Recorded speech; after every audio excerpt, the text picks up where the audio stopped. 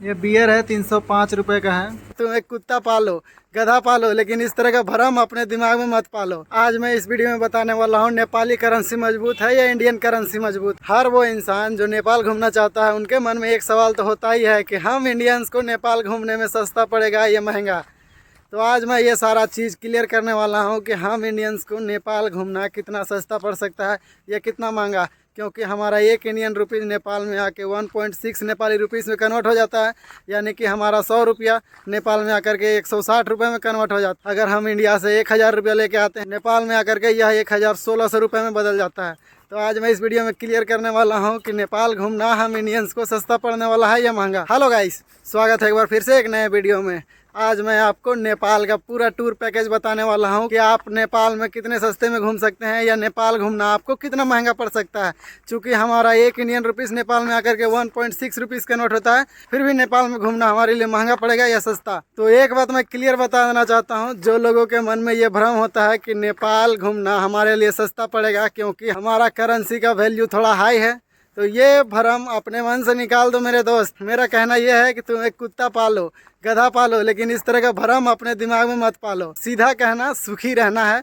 मैं जो बता रहा हूँ आपको क्लियर बता रहा हूँ। अगर आपके मन में इस तरह का भ्रम है तो भाई भूल जाओ कि नेपाल घूमना आपके लिए सस्ता पड़ सकता है। और ऐसा मैं इसलिए बोल रहा हूँ क्योंकि मैं यहाँ पर घूम चुका हूँ और अभी भी यहीं पर घूम रहा हूँ। फ़िलहाल यहाँ से वापस जाने का प्लान है, इसलिए मैं यहाँ से जाने से पहले ये चीज़ क्लियर आपके लिए करना चाहता था कि नेपाल घूमना आपको कितना महंगा पड़ सकता है या कितना सस्ता। तो इस चीज़ को क्लियर करने के लिए सबसे पहले मैं चलता हूँ मार्केट में और लाइव आपको दिखाता हूँ कि यहाँ पर सामानों का जो प्राइस है इंडिया से कितना डिफरेंस है। गाइस, अभी हम एक सुपर मार्केट में हैं और ये दिखाते हैं अभी कि नेपाल में चीज़ों का दाम कितना महंगा है। 110 रुपया, 350, 350, 60 रुपया। ये टोस्ट 100 रुपया। ये 10 रुपये का लेस 40 रुपया। ये 10 रुपये का 45 रुपया है। 10 का कुरकुरे 40 रुपया। 5 रुपये का लेस 45 लिखा हुआ है। 5 रुपये का मैगी 20 रुपये का।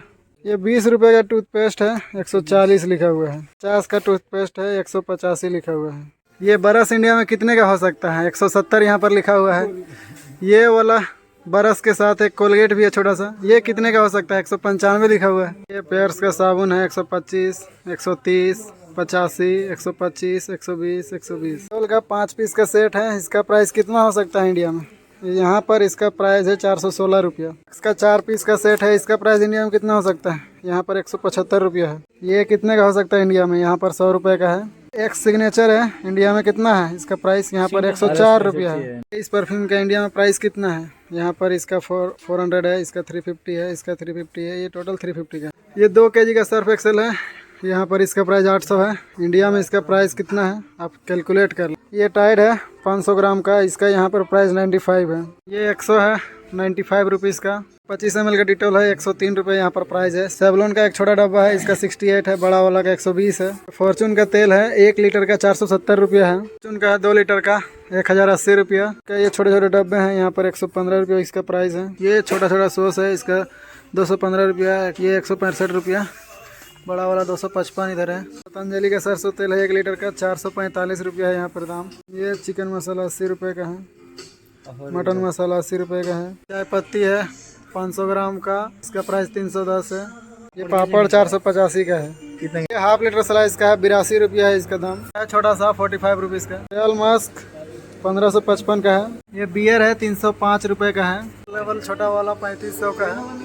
ओल्ड दरबार 3350 रुपये का है। आपको ये लग रहा होगा कि ये प्राइस केवल सुपरमार्केट में है, तो ऐसा नहीं है मेरे दोस्त। ये प्राइस आपको पूरे नेपाल में मिलेगा, चाहे नेपाल का आप बॉर्डर के एरिया में रहो या नेपाल के आप किसी भी एरिया में रहो, आपको यही प्राइस मिलने वाला है हर जगह। हाँ, ये तो है कि सुपरमार्केट से जो लोकल मार्केट का प्राइस थोड़ा सा इधर उधर हो सकता है, लेकिन ज़्यादा इधर उधर होने वाला नहीं है। तो आप समझ सकते हैं कि कितना महंगा पड़ने वाला है। ऐसा नहीं है कि मैं ये जो प्रोडक्ट दिखाया बस इसी प्रोडक्ट में प्राइस का डिफरेंस है। यहाँ पर इसी तरह का सभी चीज़ों में प्राइस में डिफरेंस आपको देखने के लिए मिलेगा, क्योंकि यहाँ पर जितनी भी चीज़ें हैं, चाहे आप खाद्य पदार्थ से लेकर के आप पेट्रोलियम तक देख लो, सारी चीज़ें बाहर से इंपोर्ट होती है। यहाँ पर आपको एक चीज़ सस्ता मिल सकता है, वो उलन कपड़ा जो होता है, स्वेटर्स वगैरह, वो चीज़ आपको यहाँ पर सस्ता मिल सकता है। मैं यहाँ पर अभी तक ख़रीदा नहीं हूँ, पर मैं ये अंदाज़े से बता सकता हूँ कि यहाँ पर ये चीज़ सस्ता मिल सकता है, क्योंकि नेपाल से इंडिया भी बहुत सारे जगहों पर लोग स्वेटर्स वगैरह ठंडी में बेचने के लिए जाते हैं, इसलिए मैं ये चीज़ कॉन्फिडेंस से कह सकता हूँ कि यहाँ पर आपको ठंड वाली कपड़े सस्ती मिलेंगी। बाकी सारी चीज़ें आपको महंगी होने वाली हैं, ट्रांसपोर्टेशन से लेकर के खाने पीने का सभी चीज़ों में आपको महंगा पड़ेगा। अगर आप मिनिमम 1 या 2 किलोमीटर या 3 किलोमीटर के लिए भी ऑटो पकड़ते हैं तो मिनिमम आपका 30 रुपये से जो ऑटो का किराया है शुरू होता है। आप यहाँ पर प्लेन राइस जो खाते हैं उसका प्राइस यहाँ पर 250, 200 से 250 में स्टार्टिंग होगा, और जैसे होटल में बैठेंगे उसके हिसाब से ये 300 तक जा सकता है। लेकिन हमारे यहाँ 30 रुपये से शुरू होता है और ज़्यादा से ज़्यादा 60 रुपया 70 रुपया तक जाएगा, इससे ज़्यादा नहीं जाएगा प्लेन राइस का। पर यहाँ पर 200 से स्टार्टिंग है, और जिस तरह के होटल में बैठोगे उसके अनुसार ये 300 तक भी जा सकता है। हम इंडिया में कहीं भी ट्रैवल करें 50 किलोमीटर या 100 किलोमीटर, तो 50 किलोमीटर के लिए मिनिमम हम लोग कितना चार्ज पे कर सकते हैं, 100 रुपया या 200 रुपया। या फिर हम अगर इंडिया में 100 किलोमीटर ट्रैवल करते हैं तो उसके लिए हम लोग कितना चार्ज पे कर सकते हैं, मिनिमम हम लोग 100 रुपया, 200 रुपया, 250 रुपया या 300 रुपया, इससे ज़्यादा नहीं।